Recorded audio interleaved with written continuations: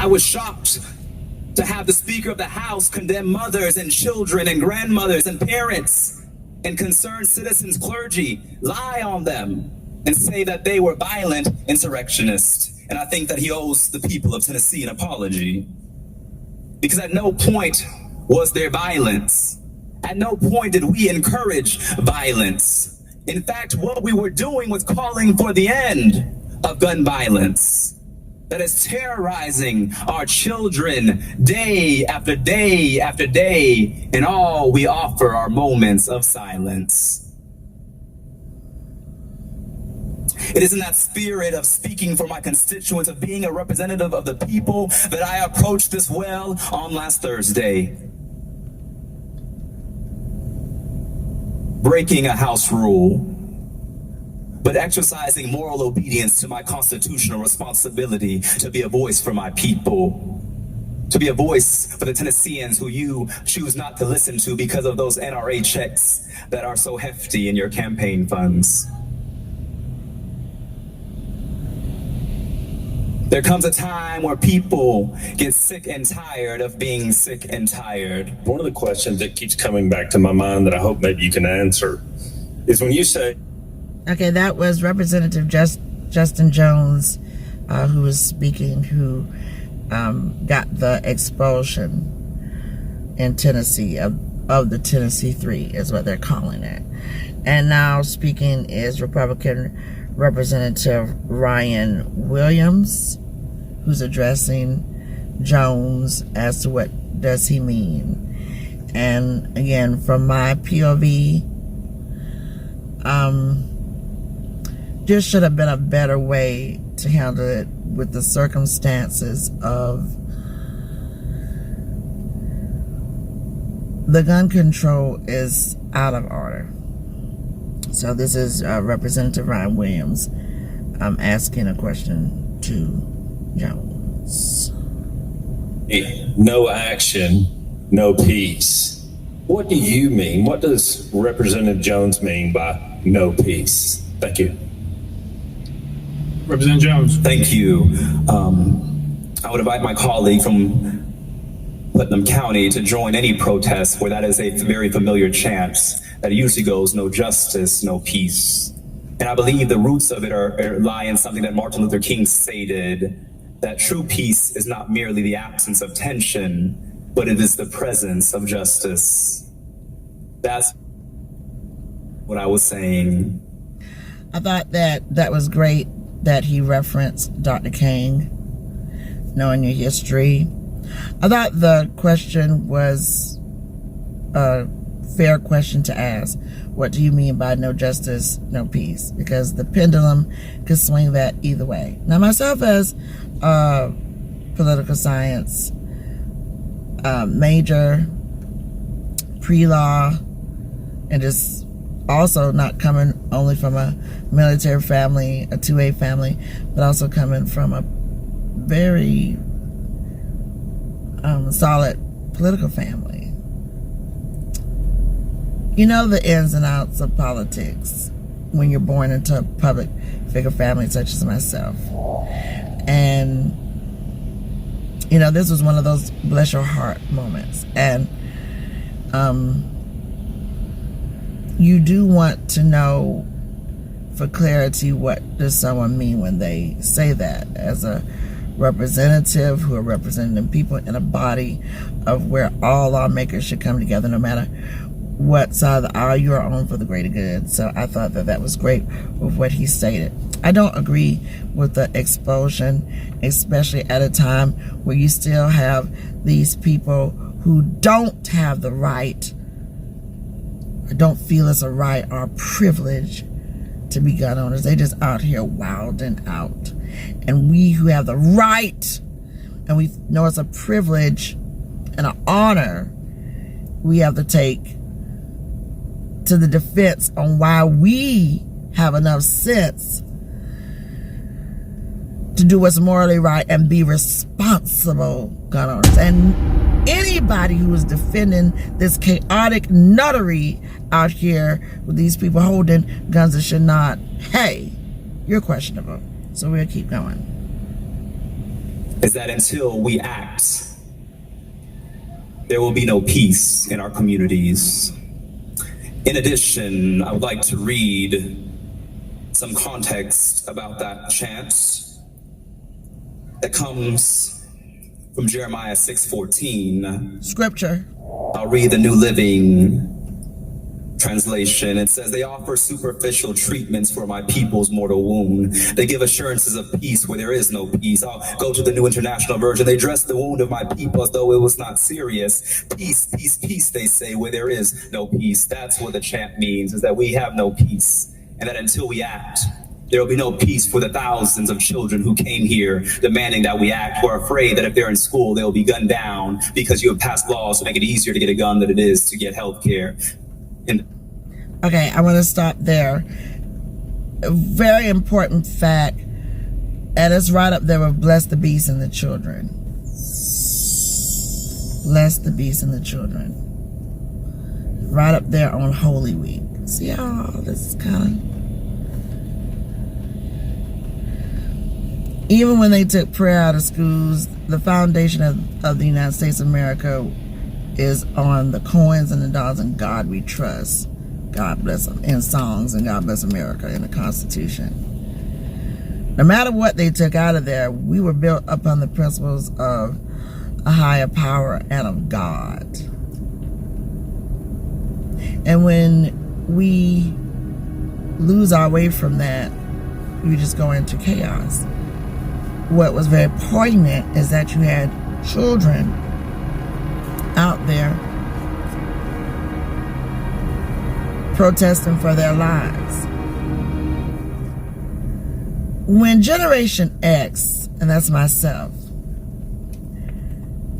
grew up the eternal spring of being a kid at heart for most of us,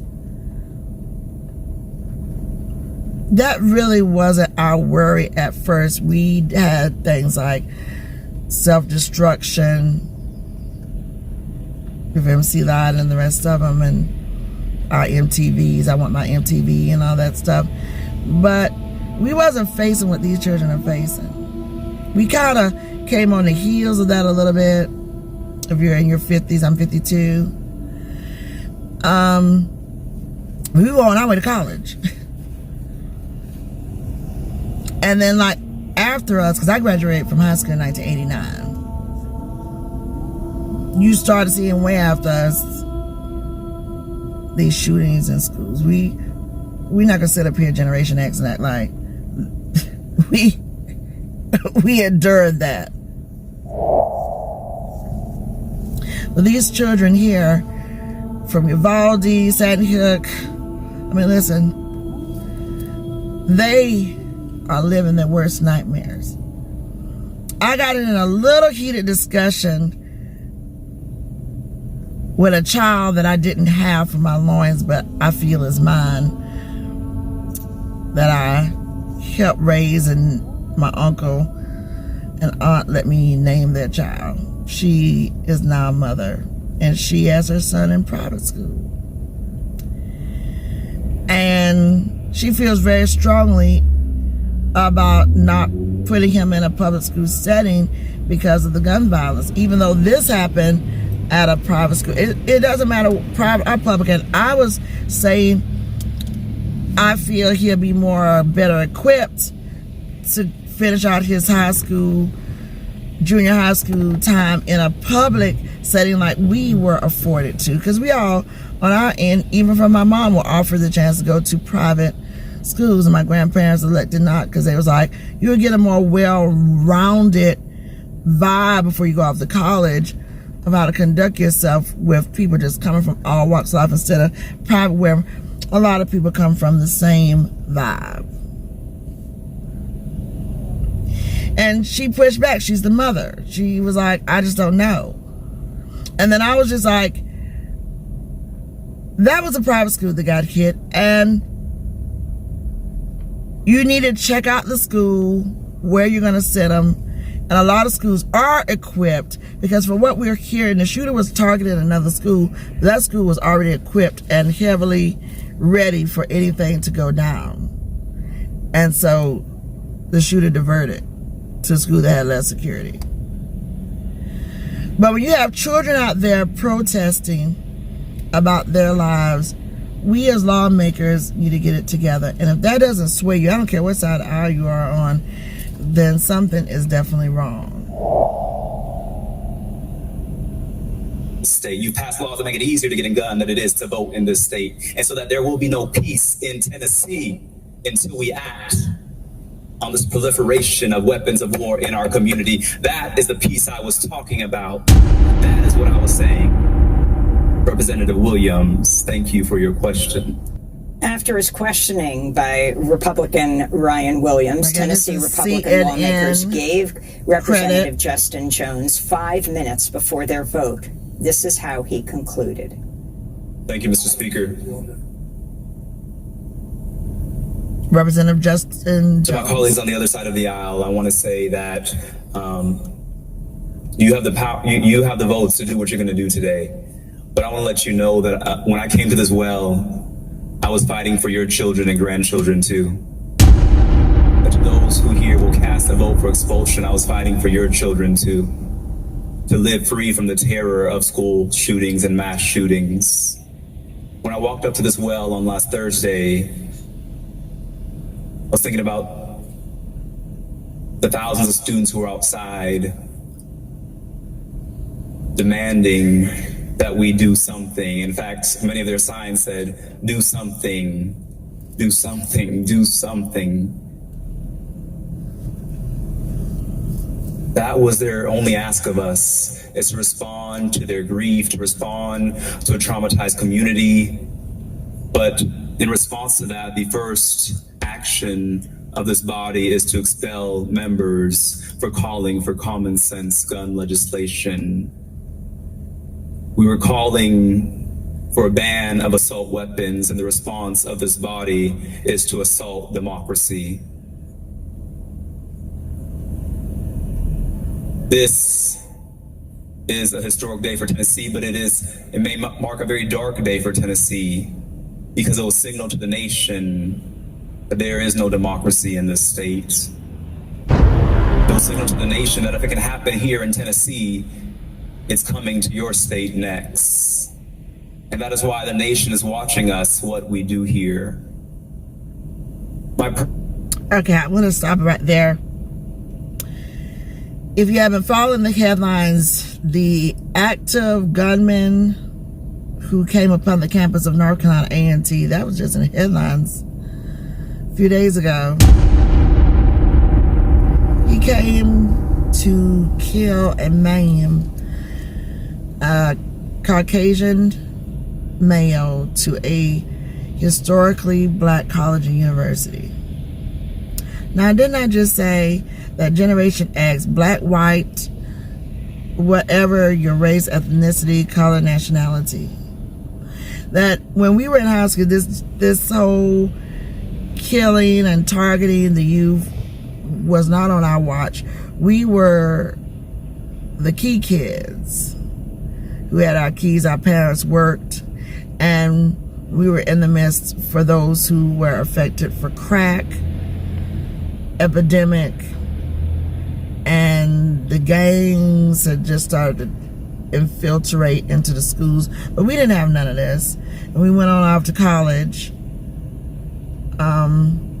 In certain locales, of course, there were gun shootings, like out in LA, and Chicago, and a lot of places, and even towns that were smaller than these big cities, where people in their neighborhoods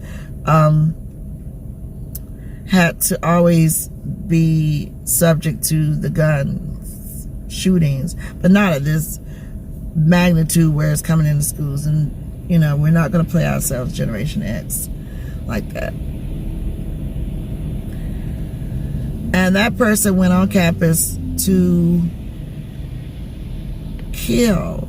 And they've been targeting not just HBCU higher education institutions. They have been targeting a lot of college campuses. Do something. The assault rifle, I feel, needs to have a tighter law on who gets a hand of it. But also, it's deeper than that. You got to go on these streets. You got to get these task forces. We're going to keep it real. Of seeing what dealers are coming in and giving to these people on the street. I can't necessarily say I put the blame on gun shops, because a lot of gun shops have to go through their paperwork and stuff like that. But we need to find out where the corruption is, because these people are getting it from somewhere, some person, some key organization that's handing them these type of assault weapons. I don't think there needs to be a ban on them, because right now it's going to take time to clean up, but you got to start somewhere. And I feel those who are responsible gun owners need to have the right, because we've proven ourselves to be able to answer back to what's already out here on the street. So I don't feel like it needs to be a ban, but I understand what he's saying, because he's speaking with the people. But when you could come together instead of talking about focusing on expulsion, you really let your state down, and because it should have been focused on the people, whether that was your district or not, because it happened in your state. And again, you have outside people who hate us as the United States, and they're just seething with how they're going to want to try and strike us, because we look so weak and we look so pathetic. Yeah. Prayer to you is that even if you expel me, that you still act to address the crisis of mass shootings. Because if I'm expelled from here, I'll be back out there with the people every week demanding that you act. I pray that we uphold our oath on this floor. Because, colleagues, the world is watching. Pursuant to Article 2, Section 12 of the Constitution of the State of Tennessee, I hereby declare Representative Justin Jones of the 57th Representative District expelled from the House of Representatives of the 113th. Okay, just to let you know who's talking, we're going to give an accountability here. This is Speaker Cameron Sexton of Crocksville, Republican, that has the floor in the well, and he is giving the expulsion.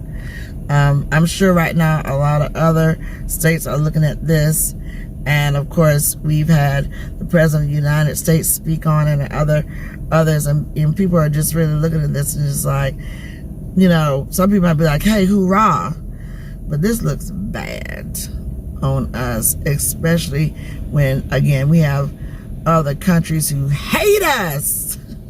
They hate us. They don't really fear us anymore, and they're building their technologies and stuff, talking about our dollar value ain't worth a damn.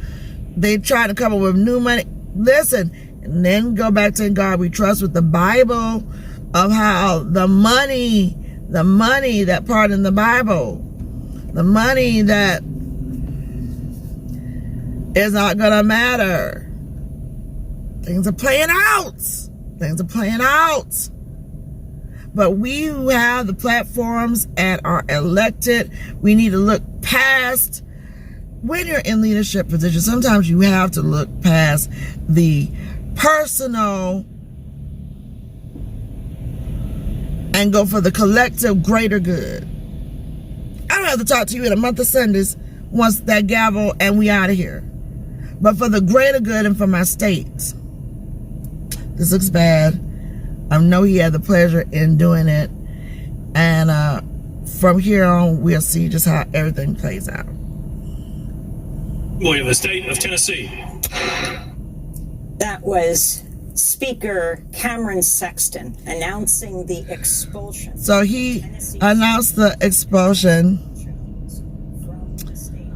of Jones, and that was at the State House. There are plenty of pictures photographers took of them holding up the peace sign and all of this. So now we come with Representative Justice. Also faced questions as he defended himself. This is part of Representative Pearson's exchange with Republican. Here we come with Jones&Pearson. That's why you're standing there, because of that temper tantrum that day. Oh, okay, hold on. This who is talking right here is Representative Andrew Farmer, Republican from, I'm trying to read here, Saraville, I think that's what it is. But anyway, his tone, he's getting good pleasure, saying this is why he's standing here and all that. So here we go with him addressing, and he'll get a response. Attention. That's what you wanted. But you're getting it now. So I just advise you, if you want to conduct business in this house, file a bill. Be recognized, stand there and present it, and pass it. All you gotta do is pass a bill. Representative Pearson. Now, you all heard that. This is Representative Justin J. Pearson, Democrat for Memphis. And mind you, both of the Justins out of all of Tennessee represent the largest districts.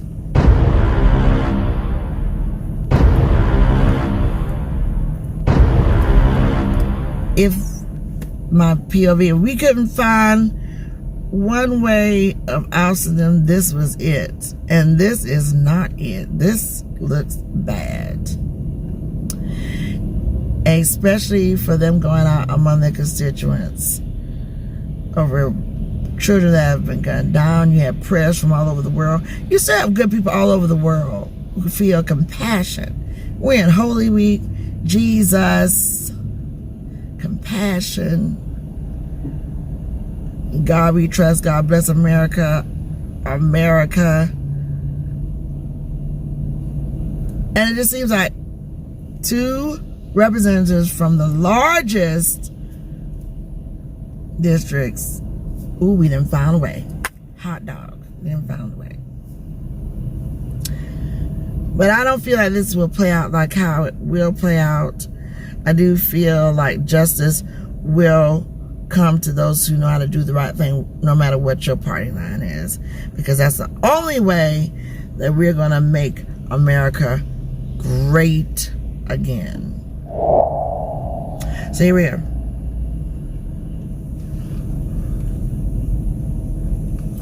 How many of you would want to be spoken to that way?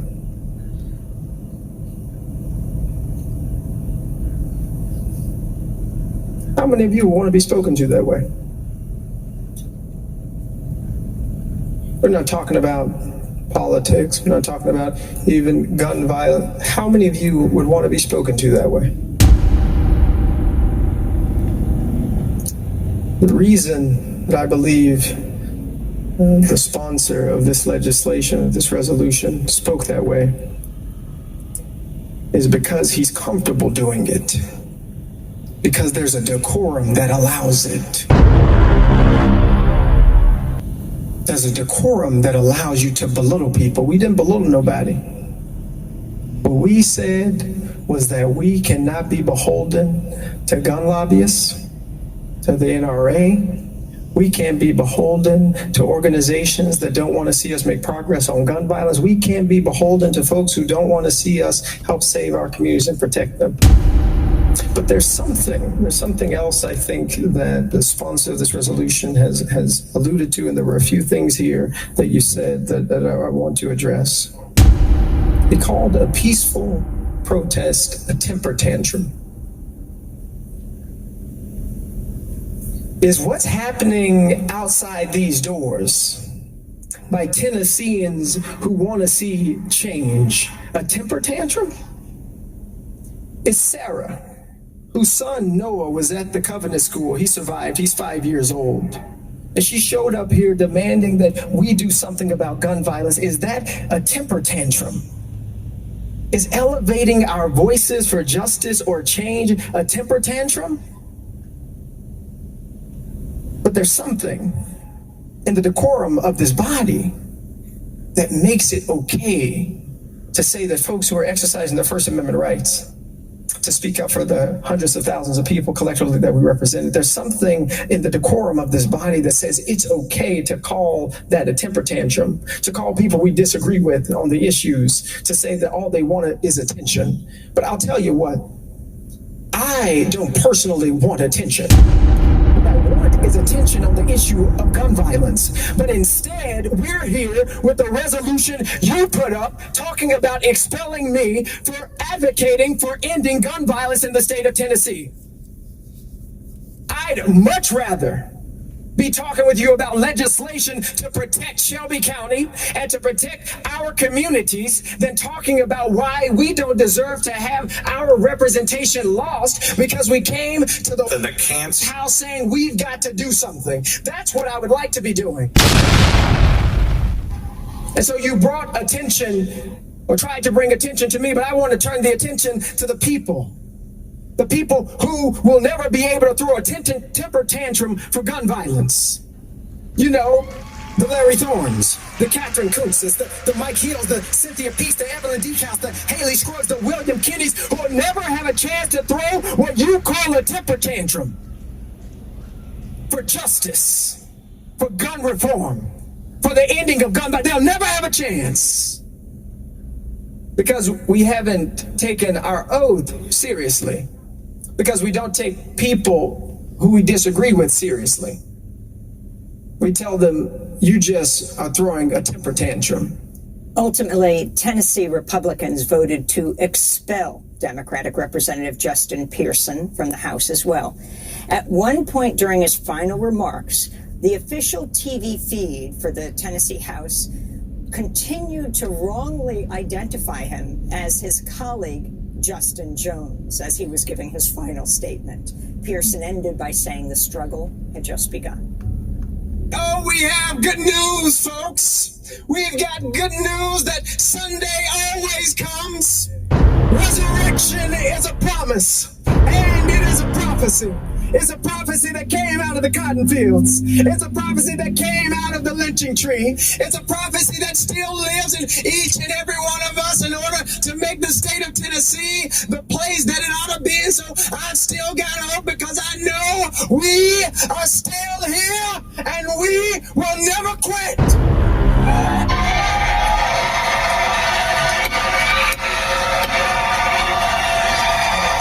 Out of order. During the votes, thousands of supporters rallied in the halls of the state capitol and outside when a reporter asked Democratic Representative Gloria Johnson why she thought there was a difference between her outcome. She was not expelled, but her colleagues were. This was her response. Okay. I will answer your question. It might have to do with the color of our skin. Representative Gloria Johnson was a teacher at Central High School in Knoxville that faced a school shooting more than a decade ago. At the end of the night, the lawmakers, now known as the Tennessee Three, stood together again, and Johnson vowed to work to get her expelled colleagues back in the House. And I just cannot say enough about how proud I am always and forever to stand with these two brilliant young men who connect with their community, who really listen and understand the voters in their districts and across this state, who can tell everybody in the most powerful way. They spoke to our members. They won't admit it, I don't think, but they spoke to those hearts. I could see it on faces. Yeah. But still, what's the difference? Where I made it through, and these two young men did not make it through. Okay, I'm done with that whole coverage right there. You can follow up. Of course, we'll be doing follow-ups, but this is Good Friday. And I'm unapologetic in my faith, no matter what it looks like to anybody. Perfectly imperfect, flaws and all. I'm solid in my faith. I'm also solid in the teachings that was placed upon me in my home raisings.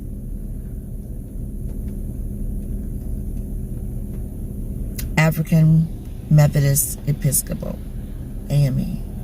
And then from there, as I matriculated from the warm, loving hands of my family and went out into the world.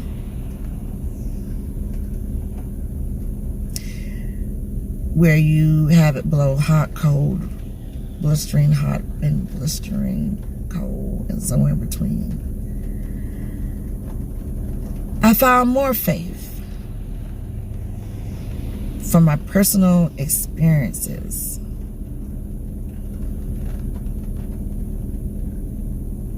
And I came to be more spiritual than just based on any type of denominations because of what I have experienced in my 52 years. I come from a family of faith and a family that was multicultural, starting with both my parents, who I came from, and from their parents, my great-grandparents, my great-great-great-grandparents. I know my lineage flawlessly 6 generations deep on my grandfather's side.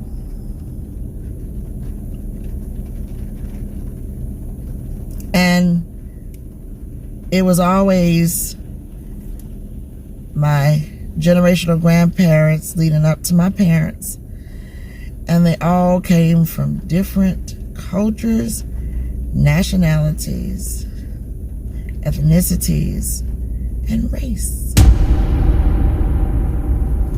That's the makers of me. My 6th generation grandfather was a slave master.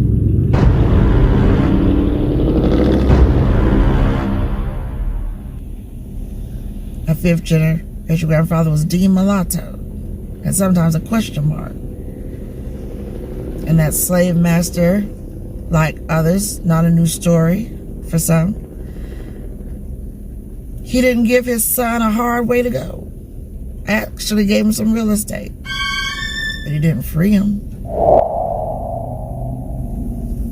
His grandson, born a slave, my 4th generation grandfather, saw freedom.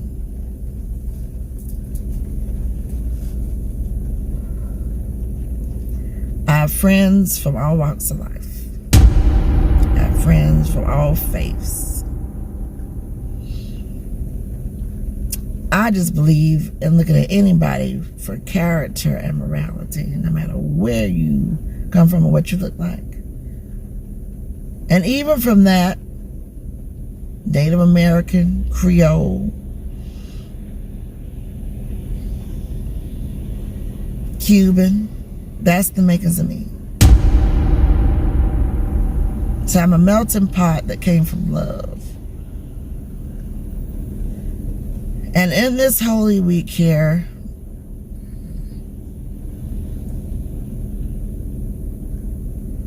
and in my life, where so much of my life, so many moments of my life that I don't share, and maybe will never share, not even with the memoirs I'm writing. I know by my faith and my purpose that I'm still here to do the right thing, to look at all sides, to be less biased as possible, and to spread the good news.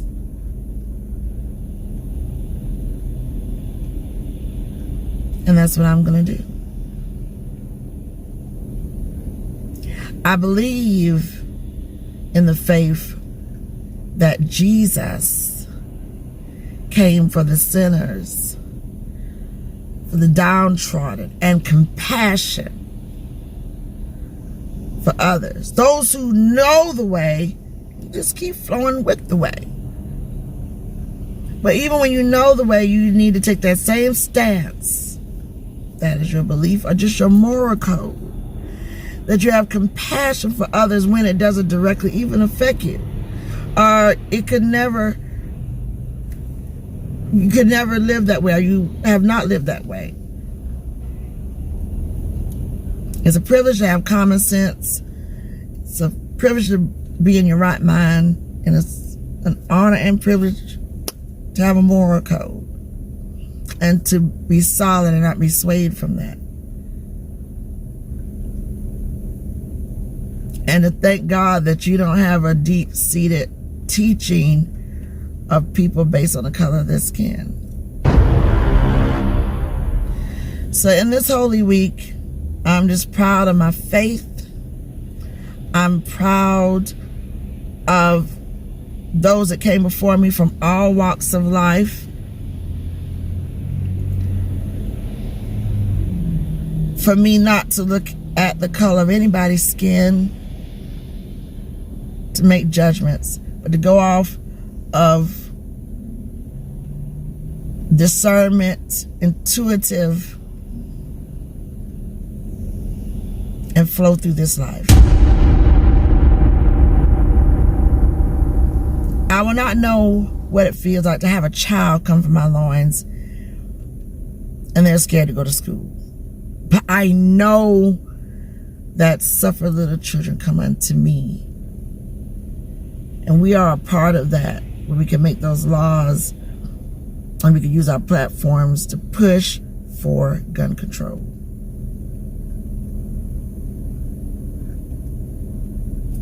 Not take my guns away, not to protect myself, or if I'm out somewhere where I can protect others, if I can, get a good shot off. To swear any attacker. I don't feel that way. Whenever they talk about gun control, I never, ever feel like, oh my guns, all my array of artillery is going to be taken from me, or my family. I never feel that way.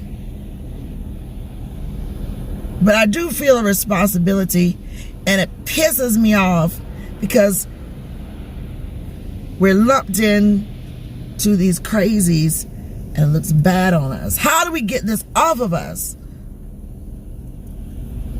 And I think that's something that we all need to think about. Happy Holy Good Friday to those who recognize it. Have a wonderful Easter Sunday. Have a wonderful Easter egg hunts. But we who can make a difference, we need to stay vigilant. This is a rainy day, overcast day, but my heart is hopeful that we would come together and do the right thing. Because peace and love, everybody. This is BEBE Davis, publisher and founder of 1020 Magazine, the first woman in the world, first person in the world to create the full-feature digital lifestyle magazine in 2000. A good mark of Generation X. And we're celebrating 21 years for 2023. Stay tuned for more. I'm about to go do myself off scene. Much love to those brothers. I still see good things coming. And we will stay connected with all the news and coverage that we could possibly get on YouTube. And you can follow us on Twitter. And you can also follow us on Instagram. Peace and love, everybody. And God bless.